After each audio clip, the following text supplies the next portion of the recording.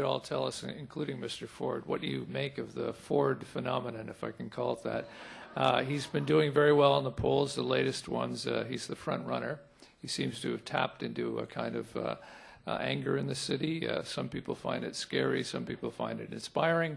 I'm wondering what you make of it and what kind of a mayor you think he would make. And you're going to ask all the other candidates? Okay, let's go, Joe. Well, first of all, as somebody said, the only poll that counts is on election day.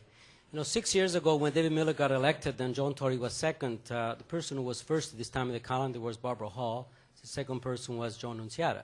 So therefore, people are beginning to pay attention now. That phenomena, if you call it, is interesting, but it's not the final outcome.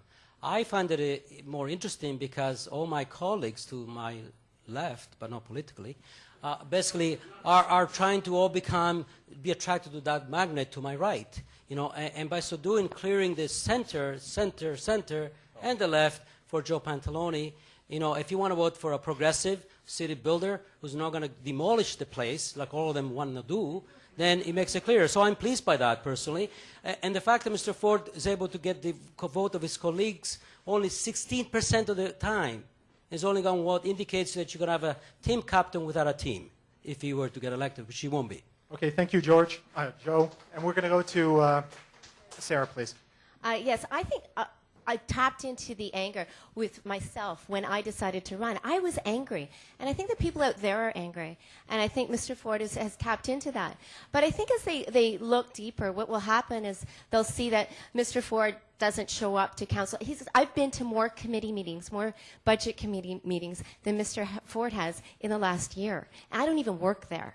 So I think people will see that, hold it here, you know, what is he saying? Yes, he's tapping into the anger. We're all angry. And how can we turn that anger into something more productive and move our city forward? How can we expand the subway system? How can we do what we need to do and take back our city? Okay, thank you. George? I think that the phenomenon is fueled by a genuine frustration that Torontonians have that for as much as they've given, they haven't seen very much in return. And you could almost call it the Pantalone phenomenon because his whole argument is just keep giving us more and eventually I guess something's going to get better.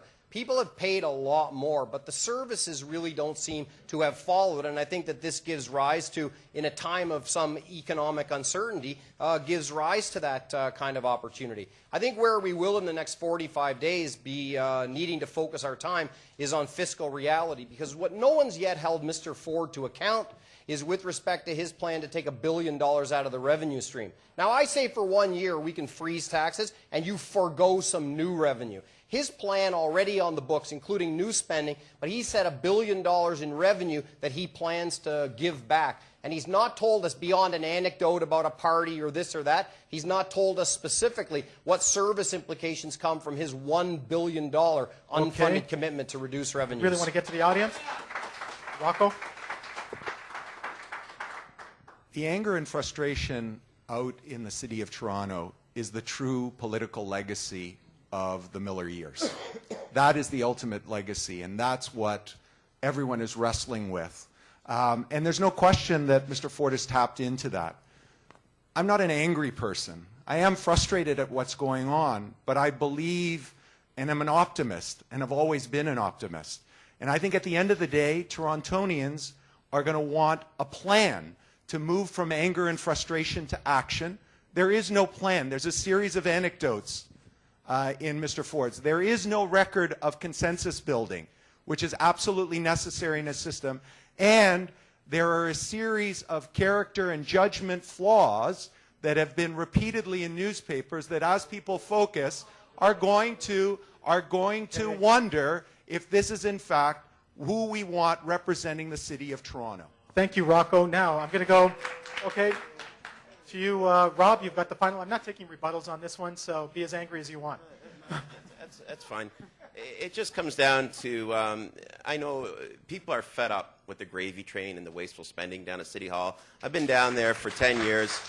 I'm glad to see my colleagues are taking pages out of my playbook every day. My good friend Mr. Rossi now agrees that council should be reduced from 44 to 22. In the beginning he said it can't be done. I'm glad to see Mr. Smitherman and Mr. Pantalone wants it.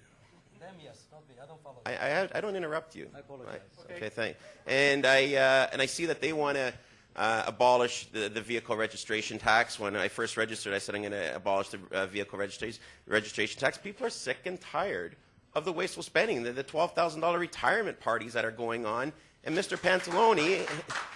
And Mr. Pantalone and Mr. Smitherman were at that party. They condone that sort of behavior. It's absolutely wrong. So it's just, it's common sense, and people know that I'm going to go down to City Hall and I will put an end to the wasteful spending and the gravy train once and for all. The party will be over when I'm mayor. Okay, thank you very much.